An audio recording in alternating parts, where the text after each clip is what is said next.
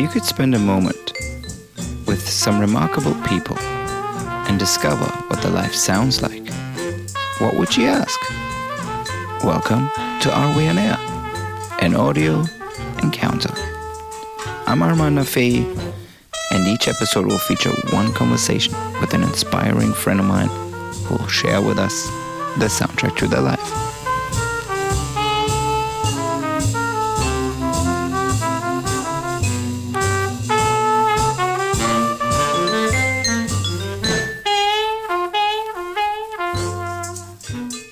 So welcome back to another episode of Are We On Air? I'm currently joined by the wonderful and talented singer-songwriter that is Roísín Murphy.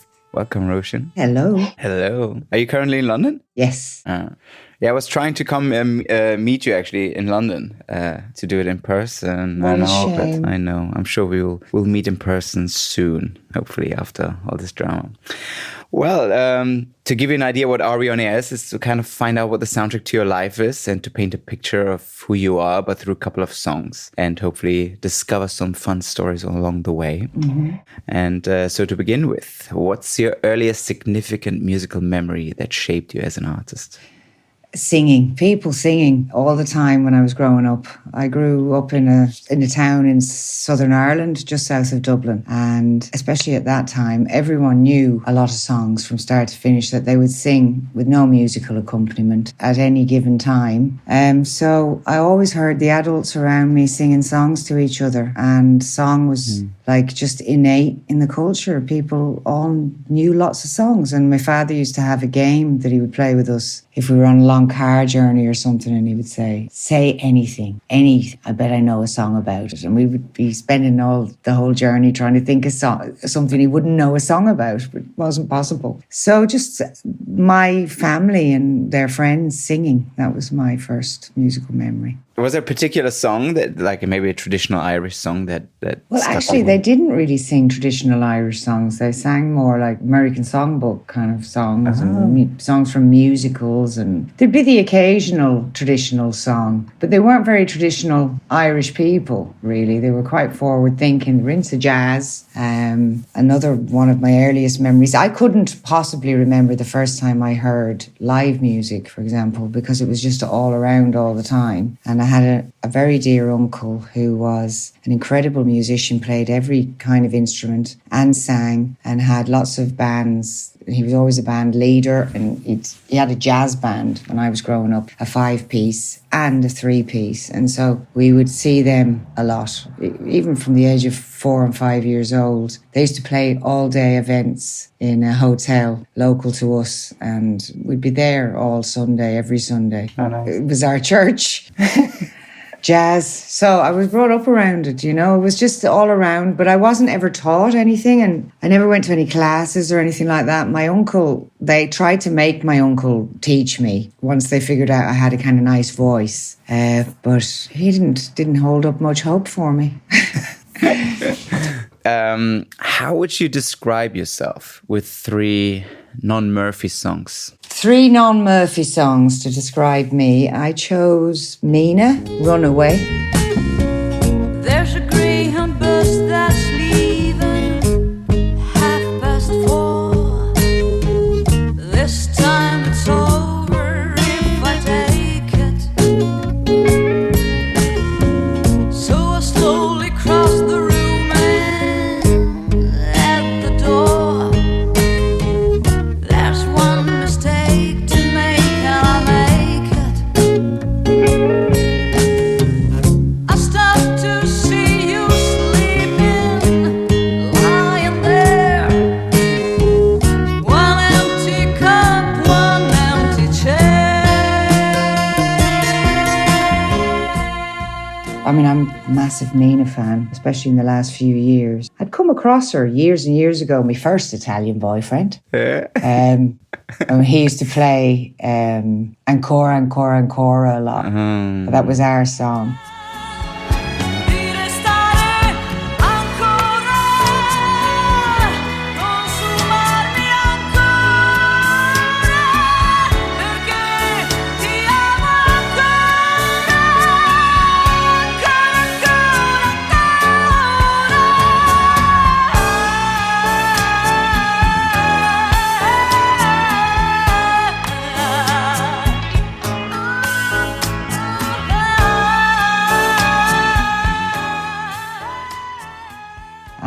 and then when I met my husband now, he's a music producer, and that kind of led me to want to record these Italian songs. These songs by Mina, Patti Bravo, Lucio Battisti.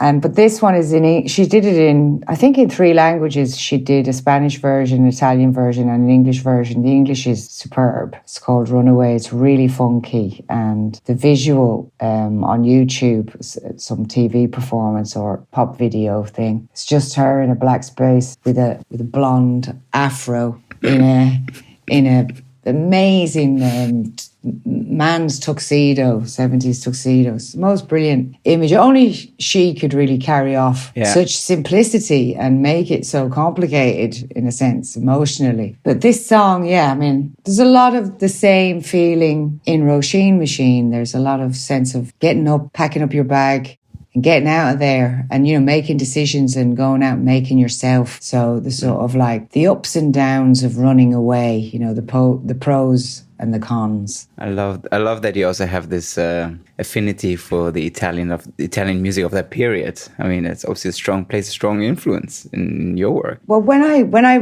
was researching the songs for the Misensi project, I looked on the internet, obviously on YouTube, and I don't speak Italian, so I found lots of performances of Mina very close up, and where you would really see her facial expressions. And there's a certain sort of film quality, sort of film actress quality to those performances that's definitely influenced my performance style. And I felt an affinity with her, just her kind of playing with things, playing with the way she's dressed or with the light or, simple things that are very dramatic. And I also got very influenced by this style of songwriting in that period. Seemed to me to be both anthemic, obviously, because, you'd be singing Ancora too in Italy and everybody, every age knows the song. Knows, yeah. But when you break down the song, it's not an anthemically written song. It's actually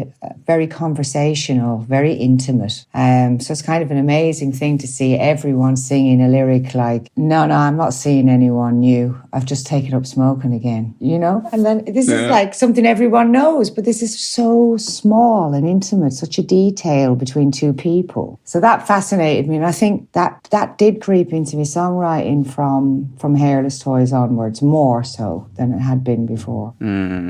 I love this connection. I mean, it speaks to me personally. I mean, we have a very similar aesthetic. That's why I'm so drawn to your music as well, and to you, of course, and the way you perform.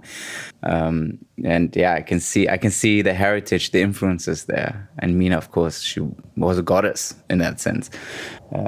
Just owning it as well, and the wit, because when you do get close into that face, you see like the windows of the soul, the eyes, and there's nothing to resist, there's nothing to worry about. You just go in there to her. And that fascinated me the more I watched her. And many other stars from that era. And the whole era, Italian television was just off the scale. Off the scale. Yeah. Just movie setup, yeah. Like in those big, huge movie studios that they shot the Fellini movies, and using the same cranes and same set builders and, this modernist aesthetic, but writ large, total grandeur. I mean, just like a high point. It's almost depressing, actually, because when you look at those things, you study, and you think it can't be repeated. It cannot be done again. If we had to, if our lives depended on it, we couldn't do it. No. But sometimes I feel like that about architecture, I get sad looking at a building that can't be built now. It just couldn't happen. Yeah. I'm just walking around, even through Milano, and you look around. You can't replicate it. You can't, because first of all, everything is in context of its cultural moment. Just like that period of Rai Uno, in the 1670s. The skills are gone. The skills are gone anyway. So, and also the will to build that sort of thing, to build a Duomo in Milano, it couldn't happen. I concur. It's very sad. I mean, even just being here in my hotel room and watching today's Italian television. Wow, I know. That's what I mean. Like, could that have been, you know, sometimes you wonder, could we have reached the pinnacle at that point? And it's all downhill from there, or what, you know? I agree. Well, do you have two more songs that Oh, yes. We will go with Grace Jones, I've Done It Again, which, you know, you could put it on my gravestone.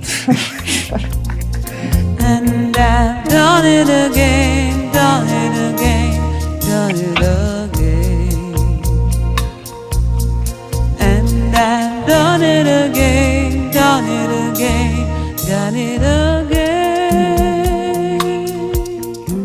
Yes, I've seen it. Yes, I've seen it.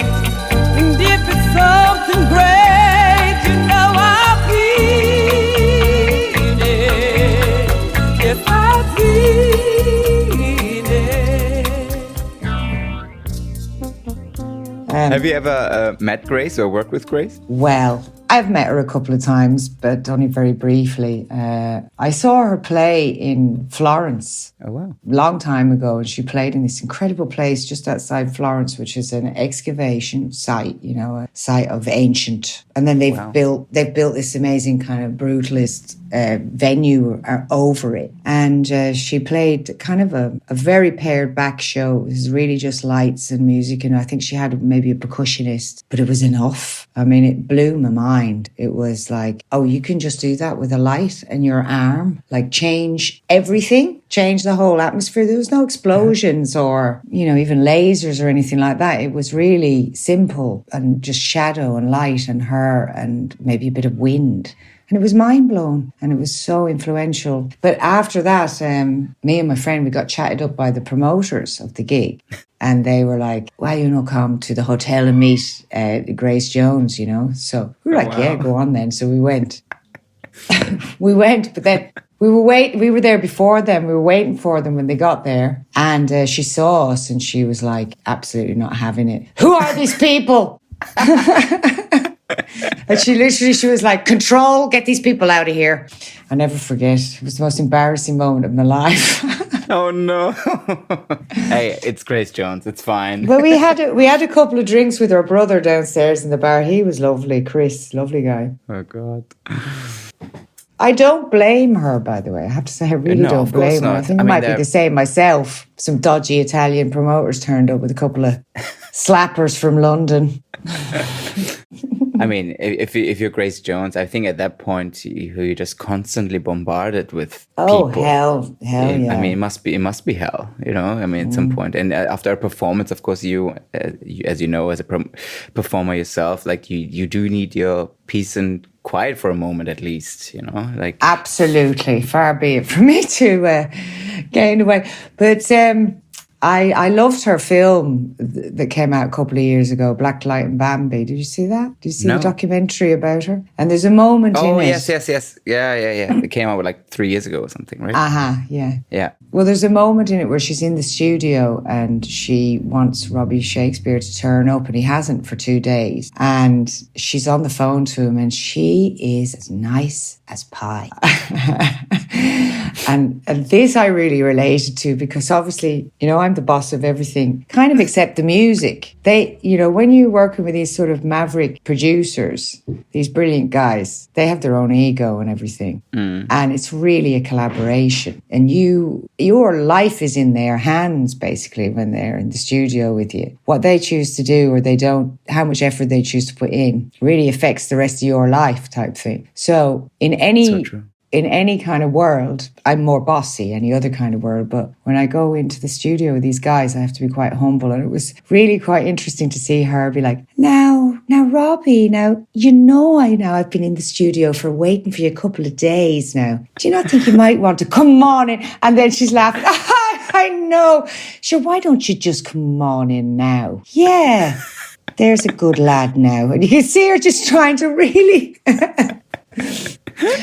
That's when the charm goes on. But it's different because it's artist to artist. Well, it's Robbie Shakespeare. That's when it comes. it's like more on the eye to eye level than when at that point. Whereas somebody else, like let's say a manager, a label, a promoter, whatever, they want something from you. Whereas when it comes to the creativity, to the actual, if you boil it down to what's the common denominator here, it's like we want to create something together. So it's more, I think, guards down, and you have to, you know, I mean, it wouldn't work otherwise. Yeah.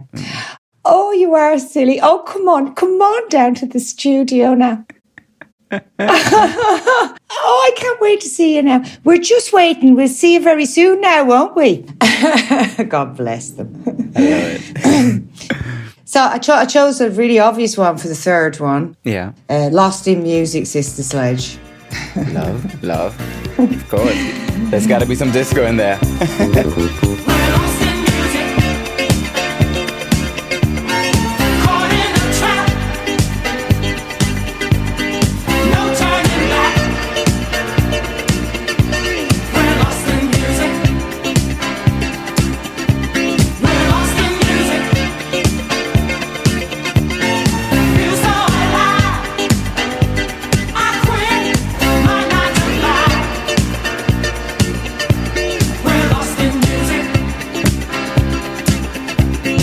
I mean, I've been lost in music all my life. There's been no turning back, really. Even before I made music, music drove my whole lifestyle and all my friendships and work connections. My network's built on music. And that network began a long time before I even considered making it. And I suppose it's that network that brought me to making it, that rather accidentally. So, yeah, I'm lost in music, no turning back. Come on.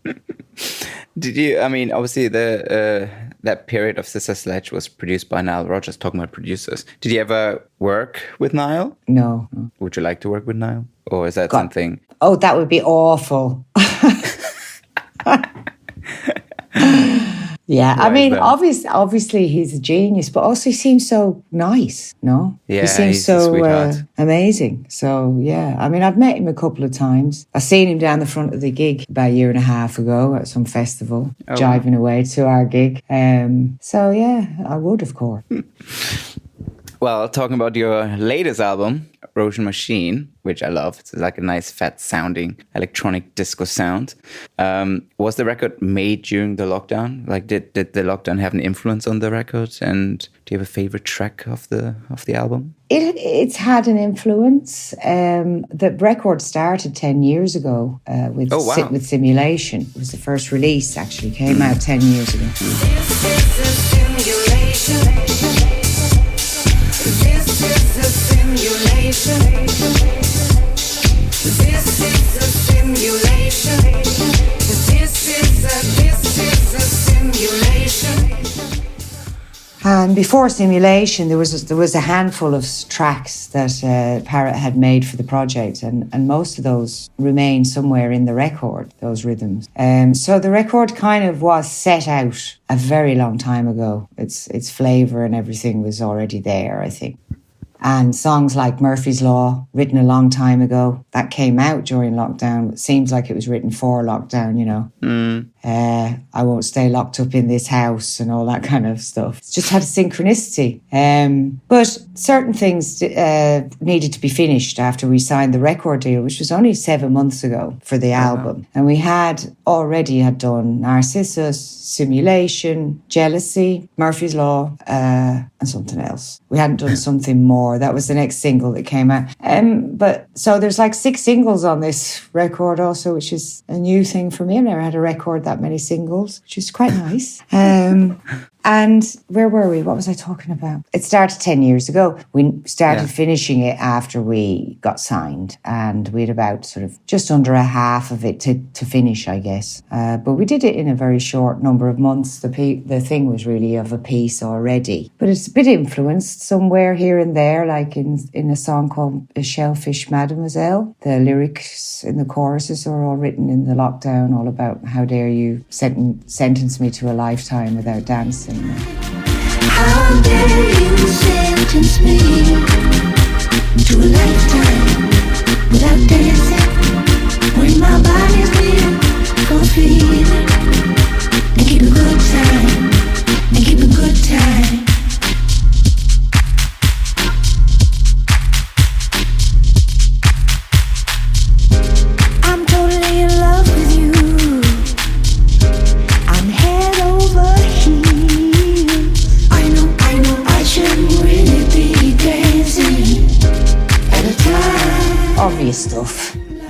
Well, you But it did have worked. some fun. Yeah, it worked very well.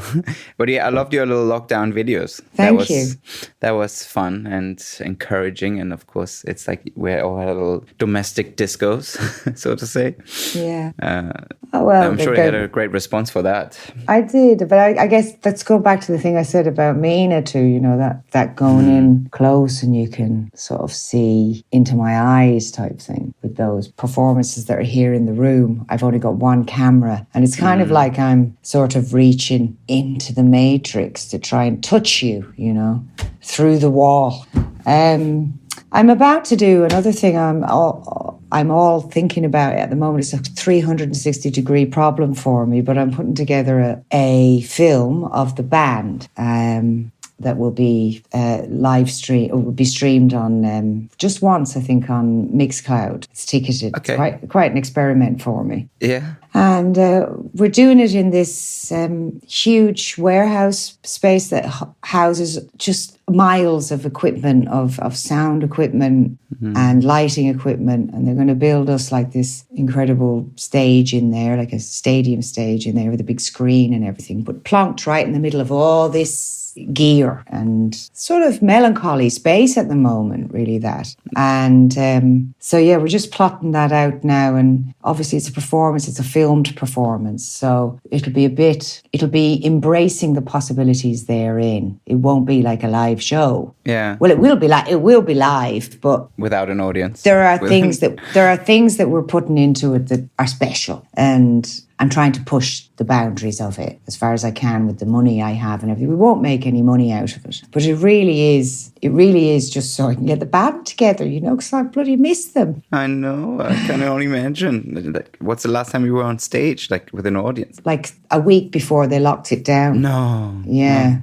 So we would have been everywhere this summer, of course. We'd have been all over touring. This music would have been in all your clubs everywhere. People would have been dancing left and right to Roísín Machine by now.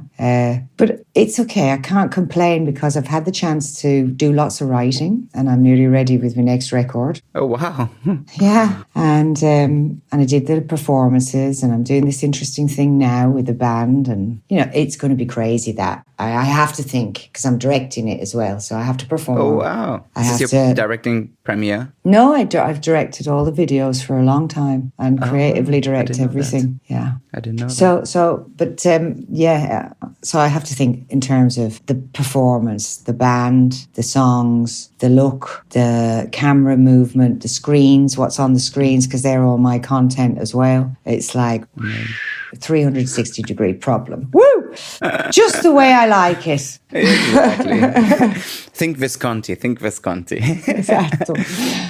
It's a bit I more think after Antonioni actually this than Visconti. Yes. Oh. Yes. I think after this lockdown, there's a lot of new great material coming out because a lot of artists were stuck and tried to do something productive, I guess. And so it's easy to it's kind of with the technology the way it is now, it's easy to lock down and just write, you know, for sure. So I think there's going to be a whole wave of fantastic new material coming out worldwide. Yeah. At least there's something good out of all that. Yeah. Well, talking about Italians, another favorite Italian of ours is, of course, Lucio Battisti. And I loved your Mi Senti record that came out 5-6 years ago. Yeah. Thank you. Yeah. How did that come about? I'm so curious. Because I played that record up and down for years, still listen to it. And I share with people and say, listen to this. But yeah, curious. Well, what's the story behind that? I did it with my husband, my partner. I always call him my husband. I'd never marry him. I was never going to marry anyone ever. I still call him my husband. So, because he's my deep partner. And anyway, Sebastiano, he's a producer as well, music producer. I met him in the studio, actually. I recorded a song called Flash of Light with him and his friend Lucasy. Oh, I know Luca. Oh, you do? Everyone knows Luca. He's gorgeous, boy. Yeah. No, you won't be coming down. You fall asleep but never be coming round. You say your last goodbye. No, you won't be coming down. Anyway, I fell in love with Sebi, and then he was playing me Non Credere because his uncle wrote that song. And in the video, in the video, Mina's really, really close, and you can see the mouth moving. And he went out, Sebi, and I decided, let me see now if I can learn this phonetically, if I can write it down phonetically and learn it. And because I could really see what she was singing, she was so close up to me in the video on YouTube, I was able to do it. And when he came back, I was able to sing Non Credere to him. He was like, oh my God, we have to record it. Non credere.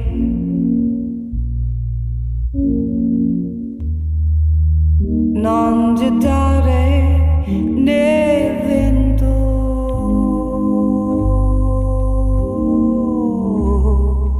in un solo momento.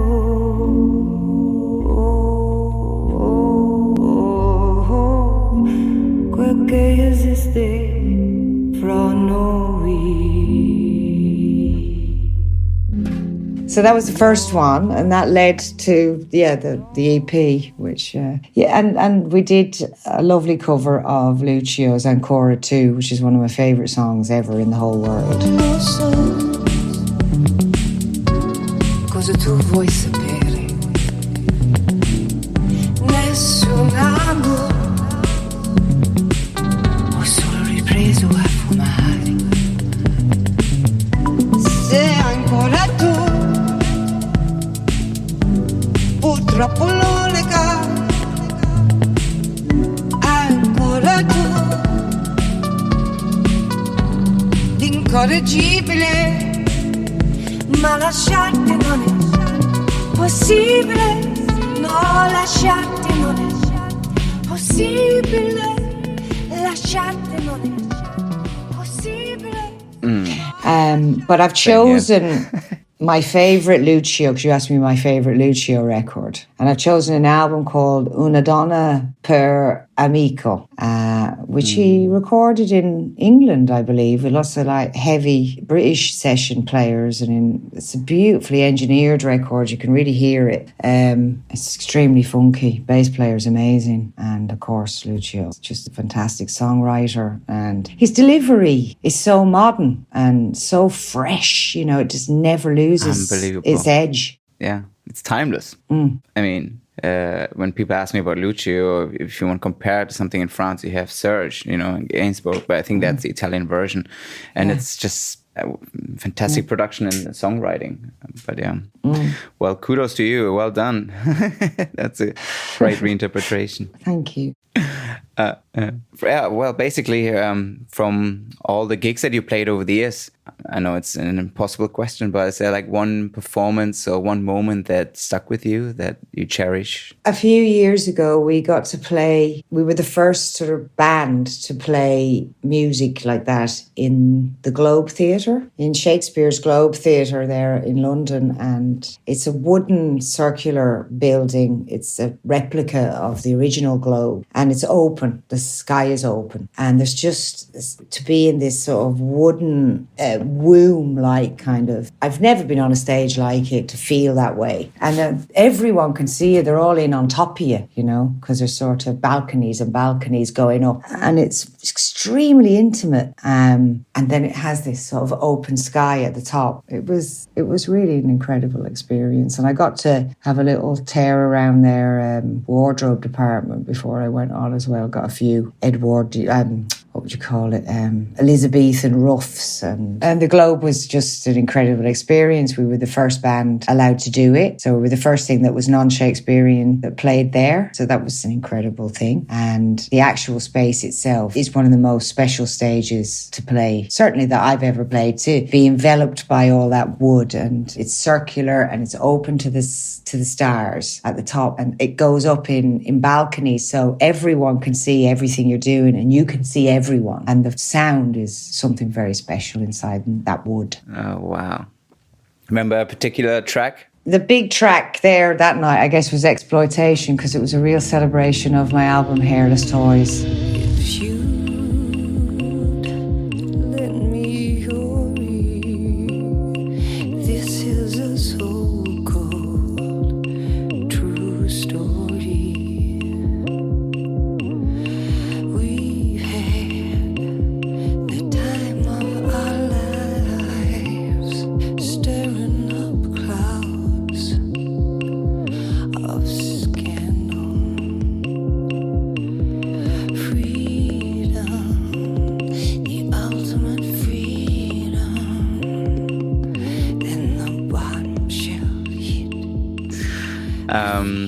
Well, before the pre-COVID, when you were getting ready for a night out, do you have like a go-to song? For a night out, I've chosen You Can Do It, Vaughan Mason. And I used to listen to this track before I went out on stage every night. I'd have it on my little stereo right up against my ear all the way up to the stage. I'd be going through these festivals and trying to kind of block out all the kind of Coldplay and all that by holding this funky thing right up to my face. And I'd be going along going, you could do it when you're in the groove.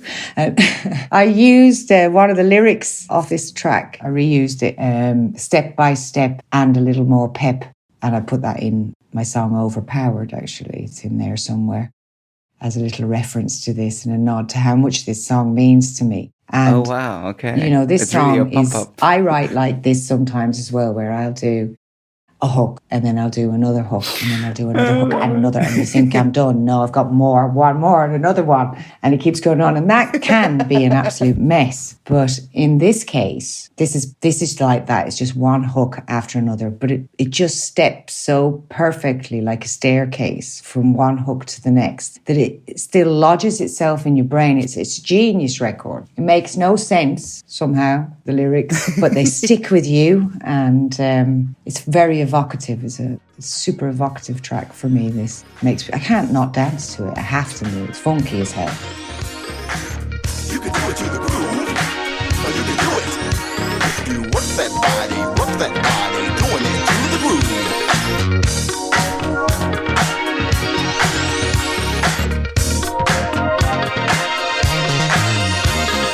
Music is magic.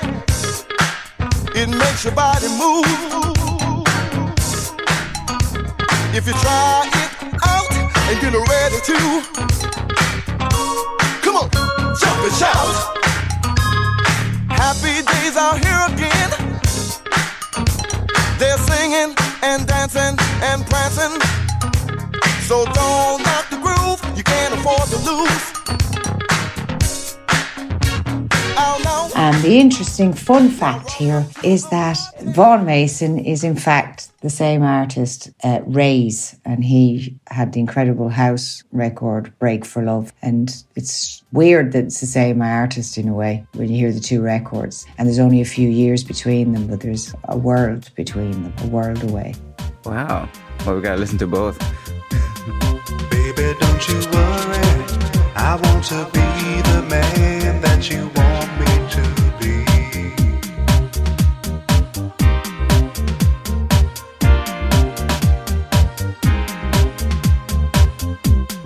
There's no need to worry. I'm gonna give you love the way you want it to be.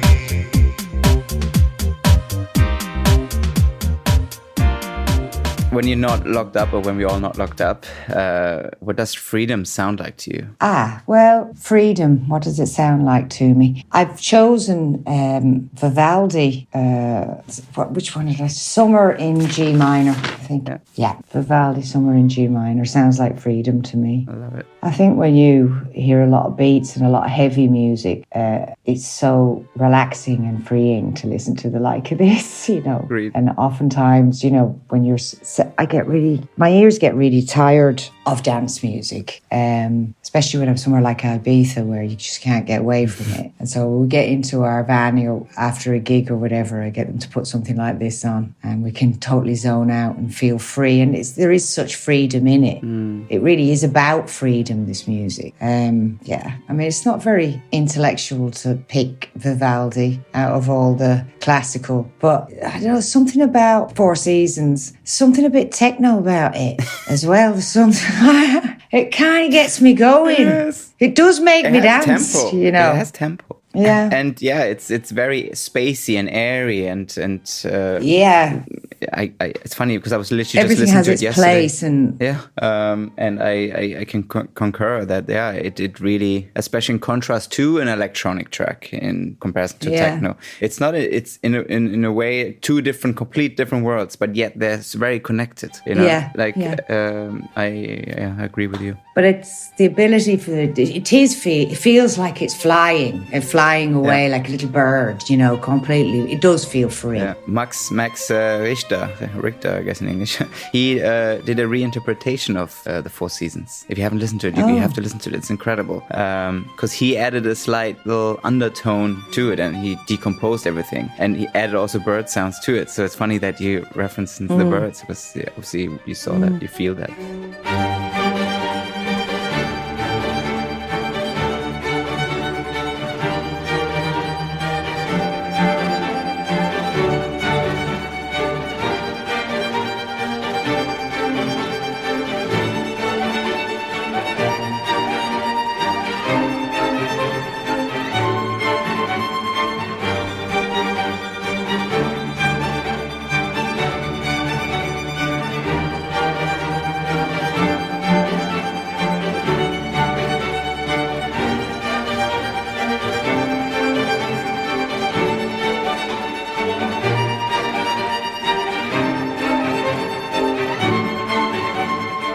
To go slightly more intimate, what's your go-to falling in love or heartbreak song? My go-to heartbreak song is Angie Stone, I Wish I Didn't Miss You, which when I was heartbroken one time, I think I must have listened to it about 100 times. And sort of, it's a song of being in search, you know, always with your eye out. Is he going to turn up? Oh. That thing? I'm right here. You know, I could turn this corner and he could be sitting at that cafe table like he always was. Where's my drink? But, you know, that OJ's groove, you know, and you just pace through your heartbreak, you know, just walk through it, for God's sake. It's walking pace, isn't it? Yeah. Just walk right through it and walk out and away from the pain. Same old story back again. She's not a lover, she's just a friend. I'm sick and tired for you to blame on me. Now you think it's funny.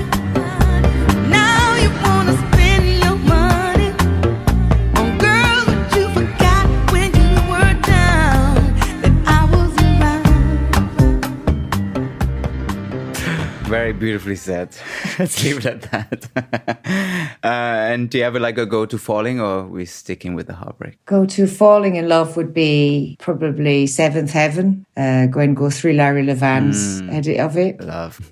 That was the way I fell in love with Mark Bryden, who was my partner in Moloko. That was our favourite song. And it's still probably my favourite song. I mean, favourite record, favourite everything. it's great. I love that. I love that stuff. I love that wee stuff. I love that wee Larry Levan. Me too. I actually, part of the series, I discovered this old, very rare interview with Larry. What was his name? I think he did it in 91 in London when he came to open the Ministry of Sound. I remember he came for a couple of months to London. It was right after the Paradise Garage, and he did an interview. I'll send it to you after this. It's super interesting to hear him, like this enigma that was Larry Levan, and then his track choices and talk about that period of his life and the music and where music is today, like in 1990 or 91. It's super interesting just to kind of peek into his brain. Oh, please do. I'd like to read that. Yeah. We love Larry.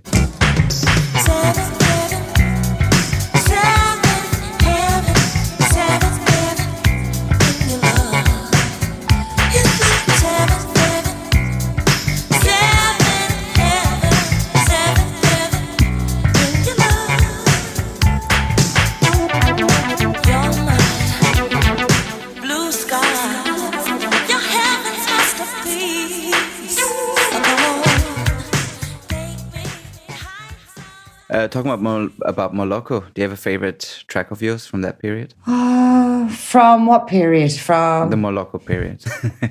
The whole thing. Oh God, you didn't prepare me for that. I don't know. Favorite. I really loved. I can remember songs that I fought for. It's not to say that they're my favorite, but I fought for Cannot Contain This, which is a track on statues, and it nearly didn't make it onto the record, and it nearly wasn't finished. And I remember like lying down on the ground and like stamping my feet, and crying and pulling my hair out and go, please, we've got to. So I finish it, and it's still one of my favourites. So I'm glad I saved it from the dustbin. There you go. We all thank you for that. Don't put yourself down. Don't be hard on yourself. You didn't do wrong, baby. Don't blame yourself. I know how you feel. I've been there myself. It's what the devil may feel. What do you care? Can you control yourself? I won't stick around. Well, after the heartbreak, you're out and about, running around town, and you're feeling super sexy. What's the sexiest song? Super sexy song. I was going to go for Larry Levan again's Inner Life, Make It Last Forever. Make it last forever. Make it last forever.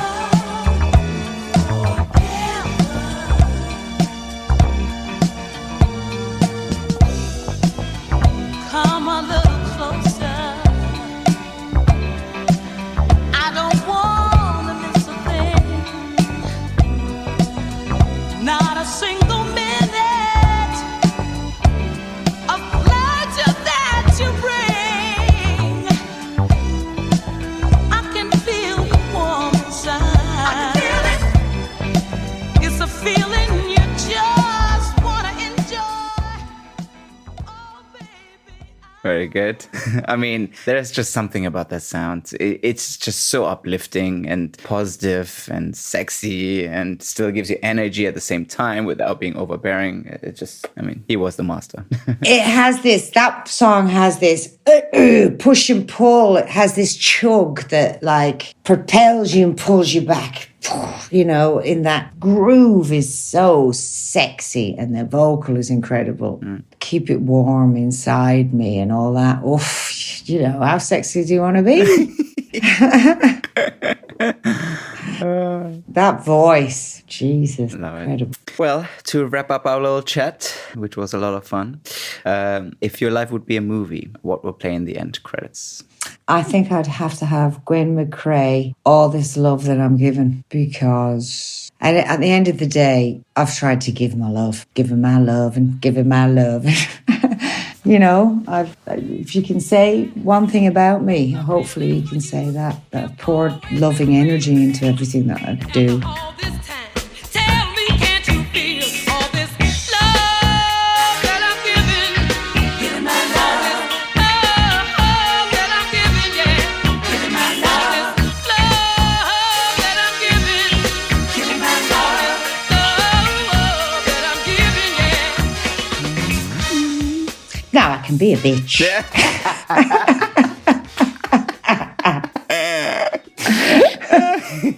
Honesty, I like it. But I do put a lot of love and energy into this life I'm living. You do. And you're an incredible source of inspiration, and I thank you for that.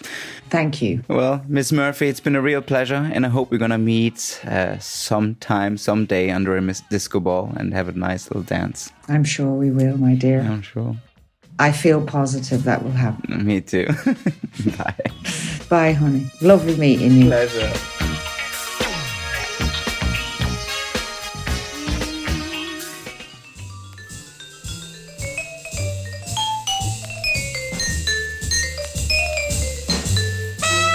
For this episode's playlist, visit areweonair.com, where you'll be able to enjoy the full playlist mentioned in this conversation.